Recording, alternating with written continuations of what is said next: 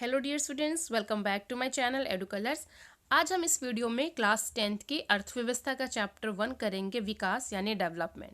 तो बच्चों, ये जो चैप्टर है इसके ऊपर मैं ऑलरेडी एक पूरा होल चैप्टर का वीडियो बना चुकी हूँ, जो कि मेरे आप एडू कलर चैनल की वीडियोज़ में या प्लेलिस्ट में, इकोनॉमिक्स की प्लेलिस्ट में जाकर आप देख सकते हैं।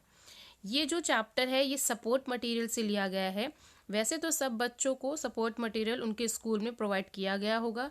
इसके अलावा ये सपोर्ट मटेरियल आपकी एडुडल की ऑफिशियल जो वेबसाइट है वहाँ पर भी अवेलेबल है, आप वहाँ से भी देख सकते हैं। मैं इस चैप्टर को लेके आई हूँ ताकि मैं आपको विकास चैप्टर को अच्छे से समझा सकूँ, क्योंकि टाइम बहुत कम है, सब बच्चों को प्रिपरेशन करनी है, अच्छे से मार्क्स स्कोर करने हैं। तो विकास जो चैप्टर है ये पूरा एंटायर चैप्टर आएगा, इसमें से कुछ भी कट नहीं है। तो अर्थव्यवस्था के जो 4 चैप्टर है वो 4 के चारों आपके बोर्ड एग्जाम्स में आएंगे। ठीक है, तो चलिए अब हम इस चैप्टर को शुरू करते हैं। उससे पहले मेरे चैनल एडू कलर्स को बेटा ज़रूर सब्सक्राइब कर दीजिए और मेरी इस वीडियो को अपने फ्रेंड्स में ज़रूर शेयर करें। तो चलिए अब हम इस चैप्टर को शुरू करते हैं। यहाँ पर जो हमारा चैप्टर है बच्चों, हमें बताना है कि विकास, किसी भी देश में विकास किस तरीके से होता है। तो यहाँ पर विकास है, उसके लिए मानवीय विकास सूचकांक, ठीक है, उसकी रिपोर्ट क्या कहती है, यानी कि वो किस आधार पर रिपोर्ट बनाती है। तो वो बनाती है कि किसी भी देश में शिक्षा के आंकड़े कैसे हैं, ठीक है, लोगों का स्वास्थ्य कैसा है, या फिर प्रति व्यक्ति आय क्या है। प्रति व्यक्ति आय का मतलब है कि उस देश में जनसंख्या कितनी निवास करती है, और भाग करेंगे उसको उस देश की जो राष्ट्रीय आय है, ठीक है, राष्ट्रीय आय को भाग करेंगे वहाँ की जनसंख्या से, तो प्रति व्यक्ति आय निकल जाती है। लोगों का स्वास्थ्य से मतलब है कि वहाँ पर उस देश में लोग कितना जी रहे हैं, या जो स्वास्थ्य सुविधाएं हैं उनको कितनी मिल रही हैं, बीमारी से लोग कितना मर रहे हैं। तो ये हो गया लोगों का स्वास्थ्य है, वहाँ के लोग कितने हेल्दी हैं। शिक्षा के आंकड़े मतलब लोग कितना पढ़े लिखे हैं, ड्रॉप आउट तो नहीं है, मतलब बीच में ही स्कूल तो नहीं छोड़ दे रहे। तो ये सारी चीज़ें किसी भी देश में मानवीय विकास सूचकांक की रिपोर्ट जो है वो इन पैमानों पर तय होती है। उसके बाद है मानव विकास सूचकांक, जो है वो तुलना किस आधार पर करती है किसी भी देश में विकास के लिए। तो वो देखती है प्रति व्यक्ति आय, ठीक है, जीवन प्रत्याशा, साक्षरता दर, ठीक है, साक्षरता दर कितनी है, लिटरेसी रेट। उसके बाद सकल नामांकन अनुपात, यानी तीनों स्तर पर वो देखती है कि किस तरीके से किसी भी देश में जो डेवलपमेंट है वो इन बेसिस पर हम करते हैं। उसके बाद वो राज्यों का देखती है कि राज्यों की अगर हम बीच में तुलना करनी है तो शिशु मृत्यु दर। शिशु मृत्यु दर का मतलब होता है कि 1000 बच्चों में जो जन्म ले रहे हैं किसी एक पर्टिकुलर ईयर में, उस 1000 बच्चों में से एक साल में कितने बच्चे जो हैं उनकी मृत्यु हो रही है। ठीक है, जिनकी कम मृत्यु हो रही है तो वो राज्य जो अच्छा होगा। ठीक है, जिस राज्य में ज़्यादा बच्चों की मृत्यु हो रही है एक साल के अंदर, तो वो राज्य जो है मतलब कि वहाँ पर शिशु मृत्यु दर ज़्यादा है। साक्षरता दर कैसी है, और निवल उपस्थिति अनुपात। निवल उपस्थिति अनुपात का मतलब होता है कि 6 से 10 साल के जो आयु वर्ग के बच्चे होते हैं वो अपने एज ग्रुप में कितने बच्चे स्कूल जाते हैं।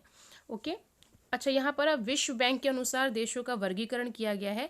तो विश्व बैंक के अनुसार उच्च आय वाले देश हैं जिनकी प्रति व्यक्ति आय जो है $12,736 प्रति वर्ष है। ठीक है, ये उनके लिए उच्च आय वर्ग के देश है जहाँ पर सारी सुविधाएं हैं, लोगों का प्रति व्यक्ति आय भी अच्छी है। उसके बाद है विकसित अर्थव्यवस्था, जैसे कि मध्य पूर्व के देश जिनकी $1570 है प्रति वर्ष जो प्रति व्यक्ति आय है। उसके बाद है निम्न आय वर्ग के लोग, जहाँ पर 1045 या उससे कम डॉलर जो प्रति वर्ष की जो इनकम है लोगों की है। तो ये निम्न आय वर्ग के देश हो गए। ठीक है, तो इन 3 कैटेगरी में विश्व बैंक जो है अपने वर्गीकरण करता है किसी भी देश के प्रति व्यक्ति आय को समझने के लिए। ठीक है, यहाँ पर जैसे कि अभी बताया, शिशु मृत्यु दर का मतलब क्या होता है कि 1000 जीवित बच्चों में से एक वर्ष में कितने बच्चे जो है वो उनकी मृत्यु हो रही है। साक्षरता दर का मतलब है 7 वर्ष या उससे अधिक वर्ष की आयु के लोगों में साक्षर जनसंख्या का अनुपात कितना है। निवल अनुपस्थिति अनुपात भी मैंने आपको बता दिया। प्रति व्यक्ति आय बता दिया कि कुल राष्ट्रीय आय को आपको कुल जनसंख्या से भाग करना है तो आपको प्रति व्यक्ति आय मिल जाएगी। BMI क्या होता है? BMI होता है ये शरीर का द्रव्यमान सूचकांक, यानी कि पोषण वैज्ञानिक किसी वयस्क मतलब जो 18 साल से ऊपर है, किसी वयस्क के अल्प पोषित होने की जांच करता है। यानी कि मान लीजिए कोई 18 साल का लड़का है, वो उसको उतना भोजन नहीं मिल रहा है, उतना पोषण नहीं मिल रहा है जितना उसकी बॉडी की नीड्स है, तो वो क्या होगा, वो अल्पोषित हो जाएगा, उसकी हड्डियां या उसका शरीर उतना ग्रो नहीं कर पाएगा और उसको विभिन्न तरह की बीमारियां भी हो सकती हैं, उसकी हाइट रुक सकती है। यदि यह 18.5 से कम है तो व्यक्ति कुपोषित है, और अगर 25 से ऊपर है तो वो मोटापे से ग्रस्त है। ठीक है, तो ये होती है बीएमआई। मानव विकास सूचकांक की गणना में भारत का 136वां स्थान है, यानी कि अगर हम विकसित देशों के उसमें आए तो भारत का 136वां स्थान है, क्योंकि यहाँ पर साक्षरता दर भी इतनी अच्छी नहीं है, यहाँ पर स्वास्थ्य सुविधाएं भी उतनी बेहतर नहीं है, और यहाँ पर प्रति व्यक्ति आय भी कम है, इसलिए भारत का स्थान 136वां है। ओके, यहाँ पर याद रखने वाली बातें कौन सी हैं कि अर्थव्यवस्था क्या होती है, एक ढांचा जिसके अंतर्गत हम लोगों की आर्थिक क्रियाओं को समझते हैं, उसे हम अर्थव्यवस्था कहते हैं। या प्रति व्यक्ति आय बता दिया है। ठीक है, लोगों या समूहों का प्राथमिक लक्ष्य क्या है, अधिक आय पाना। इसके अलावा बराबरी, स्वतंत्रता, सुरक्षा, आदर, ये भी लोगों का प्राथमिक लक्ष्य होता है। आर्थिक नियोजन, देश के साधनों का लाभ उठाकर देश को अच्छे से आर्थिक क्रियाकलापों में प्लानिंग करना, एक तरीके से देश की तरक्की के लिए जो साधन है यहाँ पर उसको यूज करना। देशों के मध्य तुलना करने के लिए उनकी आय सबसे महत्वपूर्ण विशिष्टता समझी जाती है, यानी कि आपको अगर देशों के बीच में अंतर करना है तो उन देशों की आय से अगर आप तुलना करेंगे तो आप अच्छे से देश को की कंडीशन समझ सकते हैं कि वो देश कितना विकसित है। देशों के मध्य विकास को नापने के लिए इसके अलावा स्वास्थ्य सेवाएं, सुविधाओं की उपलब्धता, जन्म व मृत्यु दर कैसी है, जीवन प्रत्याशा कैसी है, आपका जो प्रदूषण मुक्त वातावरण मिल रहा है या नहीं मिल रहा है, तो ये सारी जो चीज़ें हैं, आप किसी भी देश में अगर ये बेहतर है तो वो देश जो है वो एक विकसित देश कहलाता है।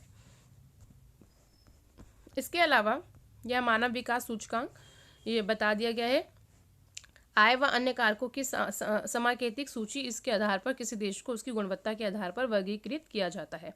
तो यहाँ पर एक टेबल दिया हुआ है जिसमें विकसित देश और विकासशील देश के बारे में बताया गया है। विकसित देश होता है जैसे कि मान लीजिए जो डेवलप्ड कर चुका है, जहाँ पर आर्थिक सुविधाएं, स्वास्थ्य सुविधाएं और जो सार्वजनिक सुविधाएं हैं बहुत अच्छी हैं, लिटरेसी रेट भी बहुत अच्छा है। विकासशील देश वो हैं जो अभी ग्रो कर रहे हैं, जहाँ पर अभी साक्षरता भी और बेहतर होनी है, स्वास्थ्य सुविधाएं भी और बेहतर होनी है, प्रति व्यक्ति आय और बेहतर हो सकती है। तो यहाँ पर हम देखेंगे कि इनकी परिभाषा क्या होती है।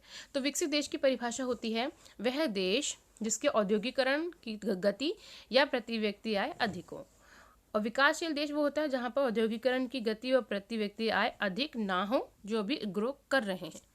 स्थिति कैसी होती है, विकसित देश आत्मनिर्भर होते हैं और समृद्ध होते हैं, विकासशील देश गरीब होते हैं, वो दूसरों पर निर्भर होते हैं। ठीक है, संसाधनों का प्रयोग यहाँ पर प्रयोग कर चुके होते हैं, और यहाँ पर संसाधनों का कम ही प्रयोग होता है क्योंकि संसाधनों तक लोगों की पहुँच ही नहीं होती है। साक्षरता दर यहाँ पर उच्च होती है, यहाँ पर निम्न होती है। विकास एवं समृद्धि उच्च, टेक्नोलॉजी का विकास हो चुका होता है, यहाँ पर टेक्नोलॉजी के लिए दूसरे देशों पर निर्भर होते हैं। गरीबी व बेरोजगारी विकसित देश में कम होती है और विकासशील देश में ज़्यादा होती है। ठीक है, अर्थव्यवस्था जो है यहाँ पर कैसी होती है, अर्थव्यवस्था यहाँ पर तृतीय क्षेत्र मुख्य होता है, और जो विकासशील देश है वहाँ पर प्राथमिक क्षेत्र यानी कि वो कृषि पर अभी भी निर्भर होते हैं। आय का वितरण यहाँ समान होता है, यहाँ पर असमान होता है। यहाँ पर मानव विकास सूचकांक जो है उच्च होता है, यहाँ निम्न होता है। सकल घरेलू उत्पाद यहाँ पर उच्च और यहाँ पर निम्न होता है। ठीक है बच्चों, चलिए अब हम चलते हैं हमारे 1 मार्क के जो क्वेश्चन है उनकी तरफ। ओके, तो यहाँ पर जो हमारे 1 मार्क के क्वेश्चन है, पहला क्वेश्चन है हमारा, भूमिहीन ग्रामीण मजदूरों के लिए उनका विकास कौन सा होगा। यानी कि मान लीजिए एक गाँव है, वहाँ पर एक मजदूर है जिसके पास ज़मीन नहीं है, तो उसके लिए विकास क्या होगा। उसके लिए विकास होगा कि उसे अच्छा समर्थन मूल्य मिले, उच्च समर्थन मूल्य मिले, अधिक साक्षरता दर हो उसको बेहतर मजदूरी मिले, या बच्चों को विदेश में पढ़ाना चाहता है। तो इन तीनों में से कोई भी नहीं होगा, उसके लिए उसका विकास होगा कि उसे अच्छी बेहतर मजदूरी मिले। ठीक है, तो इसका उत्तर होगा ग। जीवन प्रत्याशा का क्या अर्थ होता है, जीवन प्रत्याशा का अर्थ होता है जन्म के समय व्यक्ति की औसत संभावित आयु, यानी कि हम उस व्यक्ति की आयु का अंदाजा लगाएं कि कोई व्यक्ति कितना जीवित रह सकता है। ठीक है, अगला क्वेश्चन है हमारा, निम्न में से किस देश में विश्व में 15 की आयु समूह में अनपढ़ जनसंख्या का सबसे बड़ा आकार है। यानी कि उस देश में 15 साल के जो जो आयु वर्ग के लोग हैं वो सबसे ज़्यादा अनपढ़ हैं। ठीक है, तो इसका आंसर है बांग्लादेश। अगला क्वेश्चन, किस राज्य का साक्षरता दर सबसे कम है? तो भारत में सबसे कम साक्षरता दर है बिहार का। अगला क्वेश्चन है, केरल की शिशु मृत्यु दर बहुत कम है, इन निम्न में से इसका क्या कारण है? यानी कि वहाँ पर बच्चे जो हैं वो बहुत कम मरते हैं, मतलब एक साल में जो बच्चे जीवित हो रहे हैं 1000 बच्चों में से बहुत ही कम बच्चों की मृत्यु होती है। तो इसका आंसर है बच्चों कि वहाँ बुनियादी स्वास्थ्य और शैक्षिक सुविधाओं का पर्याप्त प्रावधान है, वहाँ पर शैक्षिक और स्वास्थ्य संबंधी जो सुविधाएं हैं पर्याप्त हैं। अगला हमारा क्वेश्चन है, 1 अंक वाले प्रश्न है बच्चों, अन्य राज्यों की अपेक्षा केरल में शिशु मृत्यु दर कम क्यों है? अभी हमने बताया क्योंकि वहाँ पर जो बेहतर स्वास्थ्य सुविधाएं हैं और वहाँ पर जो लिटरेसी रेट है वो भी अच्छा है। ठीक है, क्या सिर्फ औसत आय के आधार पर विकास की गणना करना सही है? तो इसका आंसर होगा नहीं, औसत आय के आधार पर विकास की गणना करना सही नहीं है, क्योंकि इससे आय का सही से पता नहीं चल पाता है। उसके बाद है, जीवन प्रत्याशा से क्या अभिप्राय है? जीवन प्रत्याशा का मतलब है कि कोई व्यक्ति कितना जी सकता है, कितना स्वस्थ है। जीडीपी का अर्थ है यानी कि सकल घरेलू उत्पाद, यानी कि उस देश में पर्टिकुलरली कोई जो उनका एक इकोनॉमिक ईयर होता है उसमें फाइनेंशियल ईयर में उस देश में सारी जितनी भी राष्ट्रीय जो भी आय हो रही हो, मतलब जो अंतिम वस्तु और सेवाओं का मूल्य कितना है, तो उसे हम कहते हैं जीडीपी यानी कि सकल घरेलू उत्पाद। अगला क्वेश्चन है, भारत में सर्वाधिक उच्च मानव विकास सूचकांक किस राज्य का है? तो इसका उत्तर है बच्चों केरल। ठीक है, केरल का जो HDI है यानी कि मानव विकास सूचकांक जो है वो सबसे बेहतर है।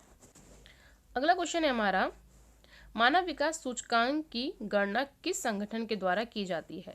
तो इसकी जो गणना है बेटा UNDP द्वारा की जाती है, यानी कि यूनाइटेड नेशन डेवलपमेंट प्रोग्राम के द्वारा मानव विकास सूचकांक की गणना की जाती है। सार्वजनिक वितरण प्रणाली क्या है? सार्वजनिक वितरण प्रणाली का मतलब होता है कि जो आप राशन की दुकानें देखते हैं, ठीक है ना, वहाँ पर वो जो राशन की दुकानों पर जो सामान आ रहा है वो कहाँ से आ रहा है? गवर्नमेंट जो है वो किसानों से एक उचित मूल्य पर अनाज लेकर उन दुकानों में, राशन की दुकानों में डालती है, ताकि वहाँ से आप तक जो थोड़े से निम्न आय वर्ग के लोग हैं तो उन तक वो सारे, ताकि सब तक जो है सार्वजनिक सुविधाओं की जो पहुँच है वो हो पाए, तो कम कीमत पर लोगों को अनाज मिल पाए, इसलिए सार्वजनिक वितरण प्रणाली जो है वो गवर्नमेंट द्वारा करी जाती है। जन सुविधाओं का क्या अर्थ है? जन सुविधाओं मतलब जो बेसिक सुविधाएं जो लोगों के लिए गवर्नमेंट के द्वारा दी जाती हैं उन्हें जन सुविधाएं कहते हैं। जैसे कि मान लीजिए कोई पार्क है या कोई शौचालय है, ठीक है, ये जन सुविधाओं की कैटेगरी में आते हैं। उसके बाद अगला क्वेश्चन है, अनवीकरणीय संसाधनों का उचित उपयोग क्यों ज़रूरी है? क्योंकि अनवीकरणीय संसाधन बच्चों एक बार से यूज़ करने पर ख़त्म हो जाते हैं और उनको बनने में सैकड़ों साल लगते हैं, इसलिए अनवीकरणीय संसाधनों का उपयोग कम मात्रा में करना चाहिए ताकि वो आने वाली पीढ़ी के लिए भी बची रहे। जैसे कि पेट्रोल, डीजल, केरोसिन तेल, ये सब जो चीज़ें हैं अनवीकरणीय संसाधनों की कैटेगरी में आती है, कोयला, ठीक है, ये सब चीज़ें। अब हमारा जो अगला क्वेश्चन है वो 3 से 5 अंक वाले प्रश्न है। तो बेटा प्रश्न मैं पढ़ूंगी और मैं आपको सीधे उत्तर की तरफ लेके चलती हूँ ताकि आप सीधे उत्तर देखें, ठीक है। चलिए यहाँ पर आ गए हम उत्तर। अब यहाँ पर मैं क्वेश्चन आपको रीड करके बताऊंगी और सीधे में फिर आप यहाँ से आंसर देख सकते हैं। तो हमारा जो पहला प्रश्न है 3 से 5 अंक वाले जो प्रश्न हैं वो है, विकास के लक्ष्य भिन्न भिन्न होते हैं और कभी कभी ये परस्पर विरोधी भी हो सकते हैं, इस कथन को स्पष्ट करना है। देखिए मेरे लिए जो विकास है वो आपके लिए विकास ना हो। मान लीजिए आपको एक बिल्डिंग बनानी है या किसी व्यक्ति को एक बिल्डिंग बनानी है और उस बिल्डिंग के आसपास कुछ ऐसे बाजार हैं जिनको हटाना ज़रूरी है, तो उस बाजार को हटाएंगे तो उस व्यक्ति का विकास होगा जिसको उसको बिल्डिंग बनानी है। लेकिन उस व्यक्ति का तो एक तरीके से पतन हो रहा है, जिसकी मार्केट जो है, जिसका काम धंधा चौपट हो रहा है। तो एक व्यक्ति का विकास दूसरे के लिए विनाश भी हो सकता है, ठीक है। तो प्रत्येक व्यक्ति के लक्ष्य जो है वो भिन्न भिन्न हो सकते हैं और कई बार इनकी प्रकृति परस्पर विपरीत भी हो सकती है। एक के लिए विकास का लक्ष्य दूसरे के लिए विनाश का कारण भी हो सकता है। फॉर एग्जाम्पल, नदी पर बांध बनाया जाता है तो उससे वहाँ पर किसानों को या जो वहाँ पर लोग रहते हैं उनको हटा दिया जाता है, उनके घरों से उनको निकाल दिया जाता है, तो ये उनके लिए विनाश हो गया और उसके लिए विकास हो गया जिसके कहने पर वो नदी पर बांध बन रहा है। अगला क्वेश्चन है हमारा, एक विकासशील और विकसित देश की मुख्य विशेषताएं बतानी है, यानी कि आपको विकसित देश और विकासशील देश के बीच में उनकी एक विशेषताएं बतानी है। तो विकसित देश की विशेषताएं होती हैं बच्चों, नई तकनीक या विकसित उद्योग, उच्च रहन सहन, उच्च प्रति व्यक्ति आय, उच्च साक्षरता दर, लोगों की स्थिति यानी स्वास्थ्य स्थिति बेहतर होती है। विकासशील देश में औद्योगिक रूप से पिछड़ा होता है, निम्न प्रति व्यक्ति आय होती है, साक्षरता दर नियम कम होता है, सामान्य रहन सहन होता है और बेहतर स्वास्थ्य सुविधाओं का अभाव होता है और अधिक मृत्यु दर भी होती है। अगला क्वेश्चन है, आय के अतिरिक्त और कौन से कारक हैं जो हमारे जीवन में महत्वपूर्ण भूमिका निभाते हैं? सिर्फ बेहतर खूब सारा पैसा कमाना ही क्या किसी के लिए लक्ष्य हो सकता है? नहीं, आय के अतिरिक्त एक अच्छा परिवार, अच्छा रोजगार, मित्रता, आदर सम्मान से जीना, सुरक्षा की भावना, शांतिपूर्ण माहौल, समानता, स्वतंत्रता, ये सब चीज़ें हैं जो भौतिक चीज़ों से नहीं खरीदी जा सकती। ये सारी चीज़ें एक अच्छी लोगों के लिए अगर ये सारी चीज़ें होंगी तो वो अच्छे से अपना जीवन व्यतीत कर सकते हैं। हमारा अगला क्वेश्चन है, चौथा क्वेश्चन है, आर्थिक विकास के लिए साक्षरता क्यों ज़रूरी है? हम सब जानते हैं साक्षरता होती है, एक साक्षर व्यक्ति अच्छे से अपना रहन सहन कर सकता है, अपने परिवार को भी अच्छे से रख सकता है। तो अगर पढ़ाई अच्छी होगी तो रोज़गार आपको अच्छा मिलेगा, आपको नई तकनीकों का ज्ञान होगा, ठीक है, आपका माइंड डेवलप होता है, आप एक तरीके से हेल्दी रहते हैं अंदर से, क्योंकि आपको नॉलेज होती है, जानकारी होती है, आप अपने पर्यावरण के प्रति भी सजग रहते हैं और आप नए नए उद्योगों को करने के लिए आपके अंदर वो चीज़ स्किल या क्षमता पैदा होती है। ठीक है, हमारा अगला क्वेश्चन है, तो बच्चों यहाँ पर हमारा जो अगला क्वेश्चन है पांचवा, वो एक छोटे छोटे टिप्पणी करनी है आपको, जैसे आपको काम में बताना है, इसमें बताना है कि शिशु मृत्यु दर क्या होता है। तो शिशु मृत्यु दर होता है किसी वर्ष में 1000 बच्चों में से कितने बच्चे जो हैं वो मर रहे हैं, उसे हम शिशु मृत्यु दर कहते हैं। निवल उपस्थिति अनुपात, यानी कि 6 से 10 वर्ष की आयु के स्कूल जाने वाले बच्चों का एक तरीके से प्रतिशत, उन्हीं के एज ग्रुप में एक तरीके से प्रतिशत कि कितने बच्चे 6 से 10 वर्ष आयु के बच्चे कितने बच्चे स्कूल जा रहे हैं। ग है साक्षरता दर किसे कहते हैं? 7 वर्ष या उससे अधिक आयु के लोगों में साक्षर होना साक्षरता दर कहलाता है। बीएमआई शरीर द्रव्यमान सूचकांक, ये बीएमआई का फुल फॉर्म है। पोषण वैज्ञानिक किसी वयस्क के अल्पपोषित होने की जांच करता है कि आप कितने पोषित हैं, अपनी आयु के हिसाब से आपकी जो बॉडी है वो ग्रो कर रही है या नहीं, इसको बीएमआई कहते हैं, या ये बीएमआई के द्वारा ही जांचा जा सकता है। अगला क्वेश्चन है हमारा, विकास की धारणता से आप क्या समझते हैं? विकास की धारणता की 4 प्रमुख विशेषताएं बतानी है। तो विकास की धारणता का मतलब है कि पर्यावरण को नुकसान पहुंचाए बिना उसका इस्तेमाल ऐसे करना कि वो आने वाली पीढ़ी के लिए भी हम बचा के रखें। तो इसके क्या विशेषताएं हैं?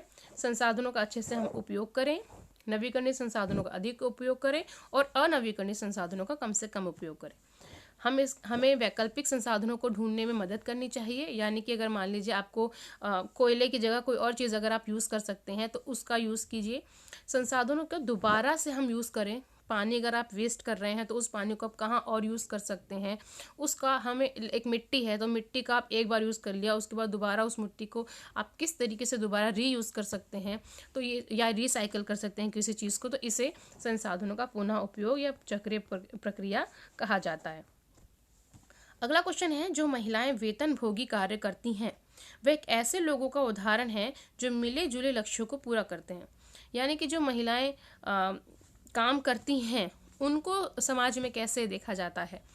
वेतनभोगी जो महिलाएं होती हैं घर और समाज में उनका आदर बढ़ता है, उनका कामकाज में हाथ बटाया जाएगा, वेतनभोगी महिलाओं को अधिक स्वीकार किया जाएगा, यानी कि जो महिलाएं अच्छे काम करती हैं बाहर जाके उनको एक्सेप्टेंस मिलती है कि वो जो है घर के कामों में एक तरीके से वो हेल्प कर सकते हैं, फाइनेंशियली वो हेल्प कर सकती हैं। यदि वातावरण सुरक्षित है तो ज़्यादा महिलाएं नौकरी कर सकती हैं, अपने परिवार का जीवन स्तर वो सुधार सकती हैं। ठीक है, पढ़ी लिखी महिलाओं की बात हो रही है। अगला क्वेश्चन है हमारा 8वां, जेब में रखा रुपया वे सब वस्तुएं और सेवाएं नहीं खरीद सकता जिसकी आवश्यकता आपको बेहतर जीवन जीने के लिए हो सकती है। क्या आप इस कथन से सहमत हैं? हाँ, हम बिल्कुल सहमत हैं, क्योंकि जेब में रखा रुपया हमें साफ वातावरण, एक प्रदूषण मुक्त वातावरण या साफ जो जल है वो नहीं दे सकता। ठीक है, उसके लिए हमें अपने आसपास जागरूक होना पड़ेगा। हर चीज़ पैसे से, भौतिक चीज़ें जो हैं वो नहीं खरीदी जा सकती हैं। जेब में रखा रुपया सब कुछ नहीं खरीद सकता। प्रदूषण मुक्त वातावरण नहीं खरीद सकता, हमें बीमारियों से नहीं बचा सकता। जैसे कि कोविड आया, आप कितने भी पैसा है आपके पास, अमीर से अमीर चाहे गरीब से गरीब, सबको कोविड हुआ है। तो इसमें हम ये नहीं देख सकते कि कोरोना जैसी बीमारी जो है वो अमीरों को नहीं होगी या गरीबों को ही होगी। तो ऐसा कोई हमने मापदंड यहाँ पे नहीं देखा, क्योंकि पैसा इन चीज़ों से बहुत अलग है। इस चीज़ों में पैसा जो है वो नहीं खरीद सकता। अभौतिक वस्तुएं जैसे कि आदर, सम्मान, सुरक्षा, ये सब पैसे से नहीं खरीदी जा सकती। खुशियाँ, प्रेम, सम्मान, ये सब पैसे से नहीं खरीदा जा सकता। ठीक है, हमारा अगला क्वेश्चन है। ठीक है, यहाँ पर जो हमारा जो अगला वो है 3 से 5 अंकों का हमारा क्वेश्चन है, जिसमें पहला क्वेश्चन है हमारा, राष्ट्रीय विकास क्या है, इसके अंतर्गत किन पक्षों को लिया गया है।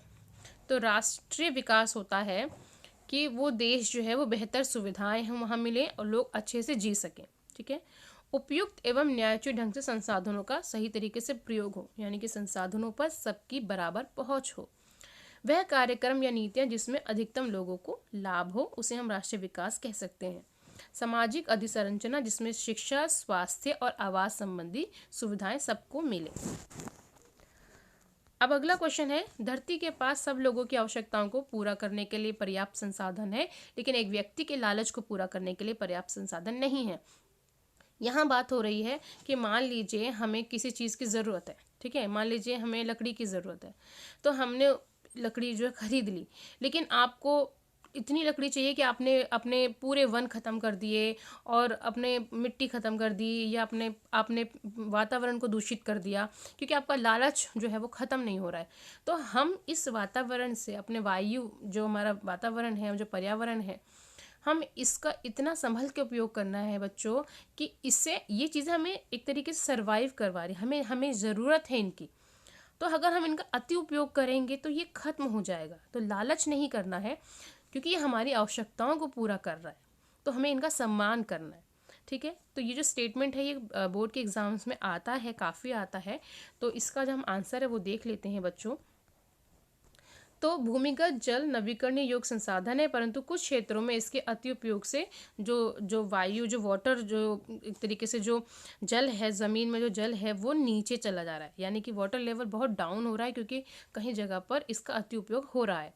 संसाधनों का हमें सही तरीके से उपयोग करना है, पुनः चक्रण करना है, पुनः उपयोग करना है और वैकल्पिक संसाधनों का उपयोग करना है।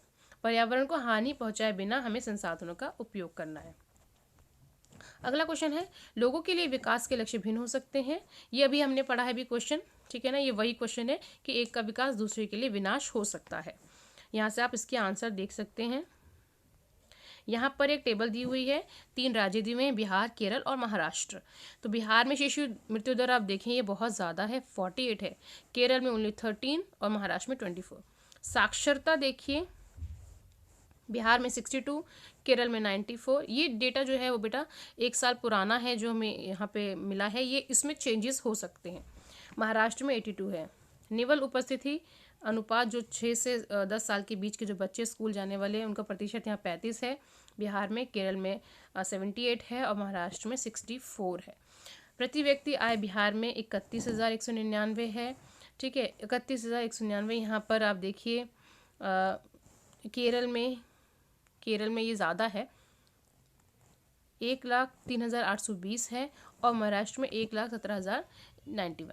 तो ये जो है आप देखिए यहाँ पर कितना डिफरेंस है। तो अगर हम भारतीय राज्यों की तुलना करें आपस में, तो हम सबसे बेहतर स्थिति में पाते हैं केरल को। ठीक है, तो यहाँ पर पूछा गया है किस राज्य की प्रति व्यक्ति आय अधिकतम एवं किसकी न्यूनतम है। तो आप यहाँ पर टेबल के हिसाब से देख सकते हैं।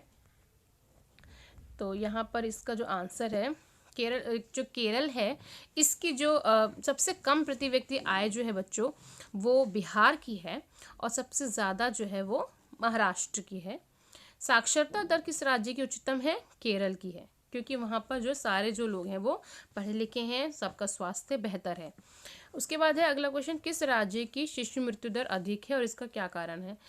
क्योंकि बिहार की जो शिशु मृत्यु दर है वो ज़्यादा है, क्योंकि बिहार में बेहतर सुविधाओं का अभाव है, वहाँ पर संसाधनों पर लोगों की पहुँच नहीं है। जो दूर दराज के क्षेत्र हैं वहाँ पर चाहे हॉस्पिटल या जो जो क्लिनिक होते हैं या जो लोगों के लिए डिस्पेंसरीज होती हैं वो अवेलेबल उतनी नहीं है, जिसकी वजह से वहाँ पर शिशु मृत्यु दर ज़्यादा है। तो ये बच्चों यहाँ पर हमारा जो चैप्टर है विकास चैप्टर, जो आपके सपोर्ट मटेरियल में है, वो कंप्लीट होता है। मैं आशा करती हूँ कि आपको मेरा ये जो चैप्टर जो मैंने समझाया है विकास, काफ़ी हद तक समझ आया होगा। मेरे इस वीडियो को आप प्लीज़ अपने फ्रेंड्स में शेयर करें, ताकि ज़्यादा से ज़्यादा उन बच्चों को इस चीज़ की नॉलेज मिल सके और वो इस चैप्टर को अच्छे से समझ सकें। ठीक है बच्चों, मेरे चैनल एडुकलर्स को ज़रूर सब्सक्राइब करें। वीडियो देखने के लिए थैंक यू सो मच।